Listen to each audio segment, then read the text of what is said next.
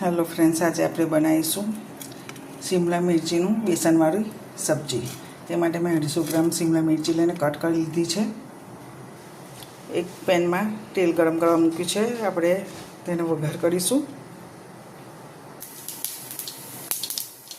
રાઈ જીરું, આદુ મરચાં લસણની પેસ્ટ,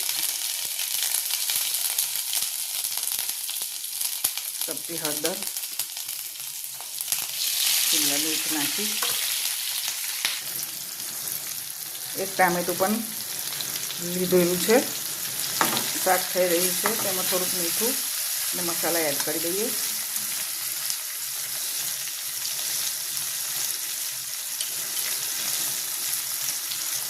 એક ચમચી મીઠું છે, એક ચમચી લાલ મરચું છે।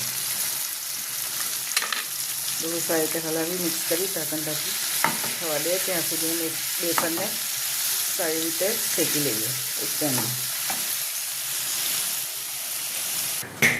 એક પેનમાં તેલ લઈ લીધું છે, તેમાં અડધા કપ જેટલું બેસન લઈ સારી રીતે હલાવીને કરી લઈશું। જે આપણે સબ્જીમાં મિક્સ કરીશું પાછળથી, ને ધીમી આંચ પર શેકી લઈશું।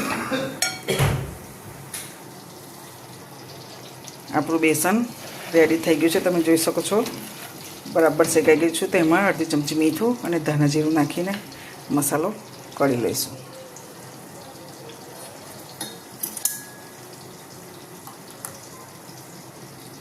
એક ચમચી ધાણા જીરું, બેસનના ભાગનું મીઠું નાખીને આપણું શાક પણ લગભગ થઈ જવા આવ્યું છે। તેમાં બેસન ઉમેરીશું, પછી સર્વ કરી લઈશું। લીંબુનો રસ અને ખાંડ નાખીને સર્વ કરીશું। બેસન ઉમેર્યા પછી શાક આપણું આવું કંઈક દેખાય છે, એને સારી રીતે મિક્સ કરી લઈશું।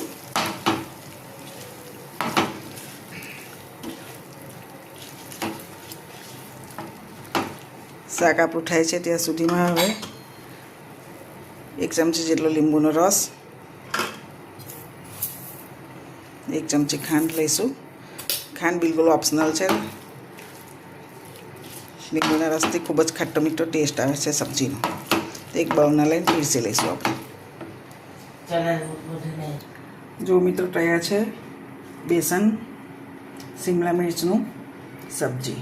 ખૂબ જ ટેસ્ટી લાગે છે। પૂરી પરાઠા કે રાઈસ સાથે પણ તમે લઈ શકો છો।